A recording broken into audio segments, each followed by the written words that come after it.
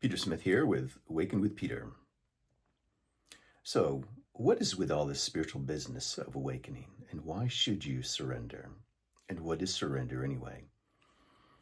So, the first kind of surrender we have in this world is actually surrender to a parent. The compliance to a parent is the kind of thing where you actually give up yourself and give up your power and disempower the self and you turn it over. This isn't actually the meaning of surrender, but you do surrender your power. So it's actually more compliance than surrender. However, this is a stage, it's a beginning stage of learning what it means to have that feeling of giving up something. When you do that, you'll inevitably find shortcomings wherever you've given up power and want to take your power back and create a field of protection around the appearing threats that happen when you are hurt, injured, or disappointed. And that's an instinct to protect yourself. See, fight and flight are responses from the animal nature to secure yourself, whether it's to a family, to a herd, to a collective group, and after that, to own your own power. So surrender is what happens after you've claimed your power.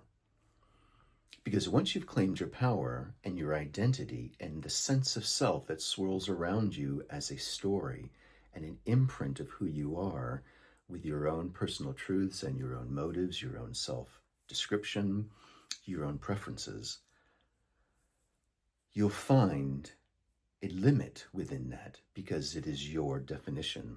It is your energy of light limiting the frequencies in such a way that it's shaped in your own geometry, your own preferences. Surrender is what happens when you let go of that to something beyond a parent, beyond a collective.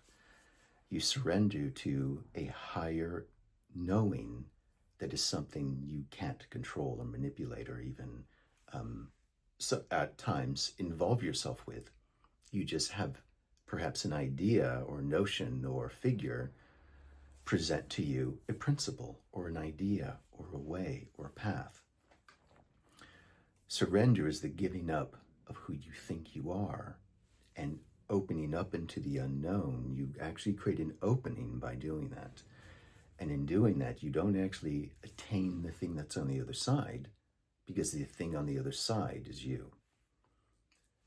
So surrender to the unknown is finding yourself in a new energetic on the other side of your own limitation. In doing that, you find more awareness, more intelligence, more power, more love, more self on the other side. And technically, every time you let go, there's always more of yourself. And that's why when you look into the universe, it gets bigger and bigger and bigger. There's more dimensions of self to integrate. And there's no limit to it. And your design isn't limited. And so you can keep doing that forever.